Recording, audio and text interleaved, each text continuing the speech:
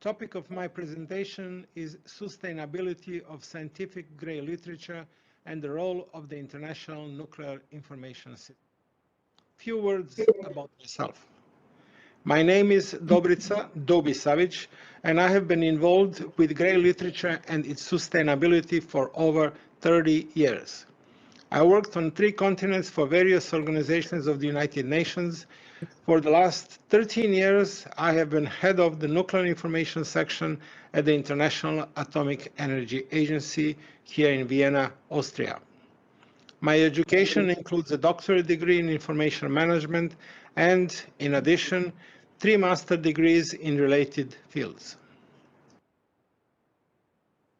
Whenever we face something new, like a new event, a new gadget, a new article or a new presentation such as this one today, we immediately go through a quick evaluation trying to figure out what is it all about and, more specifically, why should we care about it? Well, I believe that the reasons we should care are numerous. Some of the more important ones are the following. We are flooded with information and documentation, in particular with grey literature which comes in multiple formats. We are deeply immersed in digital transformation of current business models.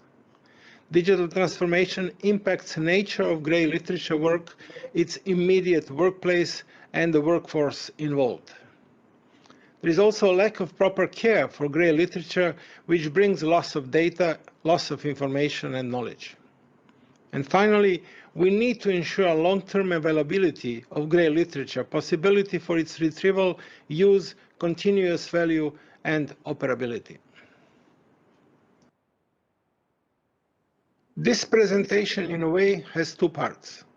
In the first one, I will talk a bit about the agency I come from, and in the second part, we'll go deeper into the category of grey literature, the concept of digital transformation, and the importance of sustainability. Brief summary or conclusions will be offered at the end of the presentation. International Atomic Energy Agency was created in 1957 as an autonomous international organization within the United Nations system. Currently, it has 173 member states. The Iaea Secretariat is in Vienna, Austria, with around 2,300 professionals and support staff from more than 100 countries. The IAEA represents the world's largest and leading organization for cooperation in the nuclear field and promotion of the safe, secure, and peaceful use of nuclear technologies. International Nuclear Information System, also known as INIS, was established as part of the IAEA in 1970. It represents one of the world's largest custodians of non-conventional, also known as grey literature, published in the field of nuclear science and technology. INIS operates under special membership arrangements that set specific duties and privileges of its members. Currently, there are 132 states and 17 international organizations as members of INIS. Its main operation modus is collaboration, decentralized input, centralized storage, and dissemination. INIS objectives are to collect, process, and preserve bibliographic metadata and full texts of nuclear non-conventional or grey literature, to foster the exchange of scientific and technical information on the peaceful use of nuclear science and technology, to provide free and open access to nuclear information for Internet users around the world, to increase awareness in member states of the importance of maintaining efficient and effective systems for managing nuclear information resources, to assist with capacity building and training, and finally, to provide nuclear information services and support to member states and the IAEA. INIS can be reached through the following URL: inis.iaea.org, or its search is available at inisaea.org/search. INIS repository today holds over 4.5 million bibliographic records. Repository offers access to 2 million full-text records, out of which 425,000 full-text are hosted by INIS. Around 100,000 records are added annually. This year, 2021, INIS repository was viewed 4.6 million times. There were 3 million unique searches, 2.1 million unique users, 2.6 million sessions, and 5.2 million Google downloads. Regarding the collection, a wide scope of nuclear-related subjects is covered. The greatest number of records comes from the area of nuclear physics, life sciences, and nuclear materials. Talking about the record types, 73% is conventional literature such as journal articles and books. Remaining 27% is gray literature or non-conventional literature as it is known in INIS. Gray literature includes reports, miscellaneous publications, patents, multimedia, audiovisual, and others. It is important to know that the main prerequisite for long-term preservation of information is provision of sustainable collection. INIS is helping its member states with their digital preservation efforts, while at the same time working on digitization of its own collection, previously kept on microfiche. This project of digitization of its old collection started in 2003, and around 18 million pages were digitized so far. Another element of importance for organization and for searching, as well as for collection sustainability, is a knowledge organization system being applied. I'm not going to go into details here, but there are various systems being used today. They include controlled vocabularies, taxonomies, thesauri, and ontology. INIS has developed its own thesaurus, which describes nuclear information and knowledge in a structured form. It is available in Arabic, Chinese, English, French, German, Japanese, Russian, and Spanish. October 2021 issue contains 31,438 descriptors, of which 22,522 are valid descriptors and 8,916 are so-called forbidden terms. This thesaurus is maintained for some 50 years by an international expert group. Versions available are the following. Monolingual versions of the thesaurus, including the full thesaurus hierarchy. Multilingual dictionaries without thesaurus hierarchy. Interactive multilingual INIS thesaurus with navigation capabilities. This slide shows the actual structure of the INIS thesaurus. It includes a term, its definition, relationships, word block, and forbidden term.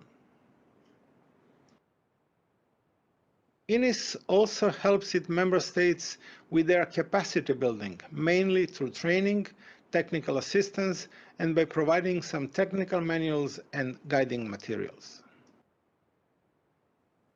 I did mention several times so far the term gray literature, but let's quickly look at its definition. Gray literature represents any recorded, referable, and sustainable data or information resource of current or future value made publicly available without a traditional peer review process. Scientific gray literature is a subset of general gray literature created during the process of scientific and technical research and development. The next concept which needs to be defined is digital transformation. We are all immersed in it, but hardly ever have time to define it.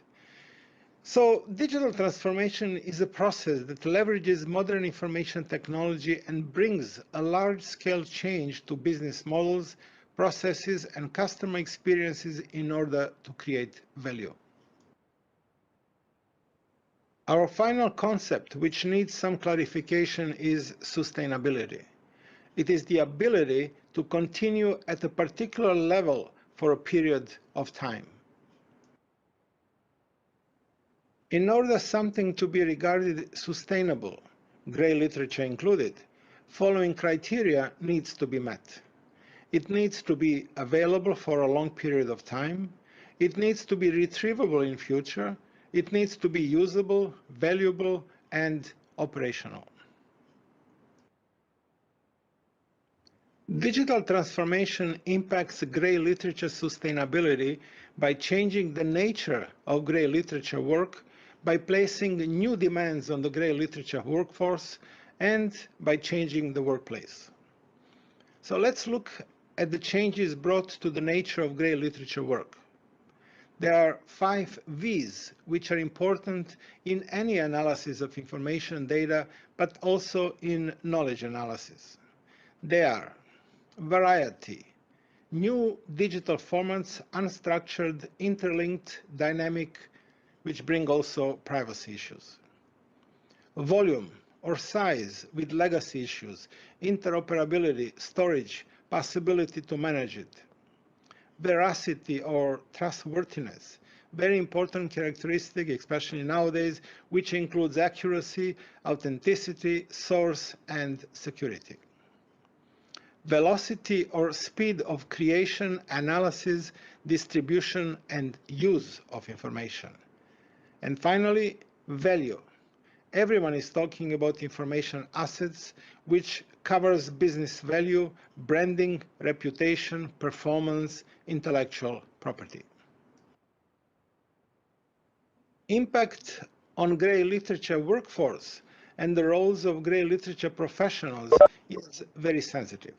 For example, some previous tasks and functions might be completely transformed, so search and identify can be replaced by a cognitive search. Evaluation and review by artificial intelligence algorithms, collection and processing might change into harvesting.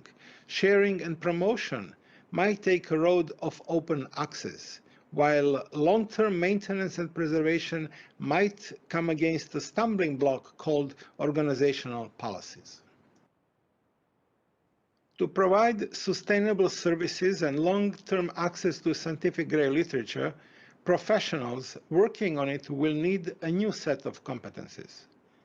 Almost all the ones listed here are important, and some might take more, while some might take less time and energy. Digital literacy and technical knowledge will become paramount, so lifelong micro-learning and personal development become a must. Leadership is already substantial. Customer focus, good strategy and excellent communication, team building, quick learners, agile management, and employee empowerment are just some of the bigger roles leadership will have to assume. The impact of digital transformation on grey literature workplace and long-term sustainability is especially complex. Some of the major stumbling blocks include old style of management, strict hierarchy, lack of flexibility, complex structures, legacy solutions, and many others. The way out of this and the road to sustainable scientific grey literature is through the use of new IT tools, digital dexterity, strong digital culture, removal of information silos, agility, team building, and remote work. This presentation covered several interrelated topics, all of them important and worth further analysis and review. However, these are just some of the conclusions that should be mentioned. Digital transformation is already with us. It impacts all aspects of our work, and it changes the way we create, disseminate, use, and preserve grey literature and information in general. The changing nature of grey literature is seen by the increase in grey literature types and volume, the speed of its creation, the trustworthiness, and its value. Grey literature sustainability requires that the collections are easily available, retrievable, and usable, as well as that they remain valuable and operational. Grey literature professionals need to develop new digital mindset so that they can continue contributing and remain respected staff members of future organizations.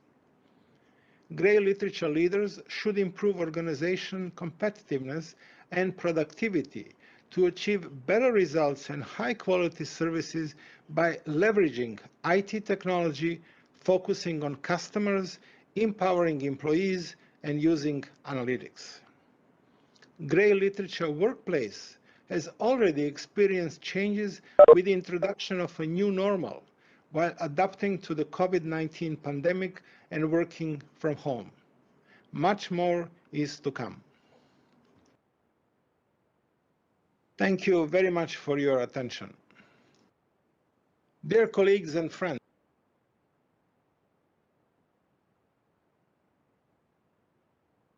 Dobrica SAVIĆ. That was a very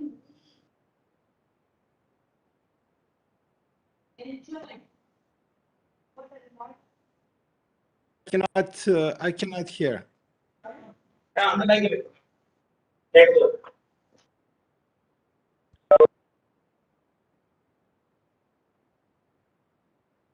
Dr. Dobrica SAVIĆ, do you hear me now? Yes, it's excellent. Thank you very much. Yeah, I'm here to tell you that was a wonderful and very clear and neat presentation by you about the Thank you literature. very much. Yeah, we got to know all definitions and ideas and what are going on for sustaining the great literature, preserving them. We also have a lot of microfiches. We find it very, very difficult to preserve them in good stature. And even the reading is becoming difficult day by day. The microfiche readers, if they do not work, we do not have a person to repair it also. So we always look forward to whenever possible somebody is looking for it, we first check if it is available online. Yes. So it is very good to know you got it and you said so many hits, some millions of hits. That is heartening to the INIS database. And maybe we should learn from you the preservation of microfiches also. If I may just to make a comment, you know, you are definitely right about deteriorating state of microfiche or microfilms. Yes. And that's definitely because of the quality of the initial scanning, the initial filming, the conditions they're kept in, especially probably in India, the problem with humidity, very high humidity. Yes. So I agree with you that probably the only way out of that is to digitize it as soon as possible.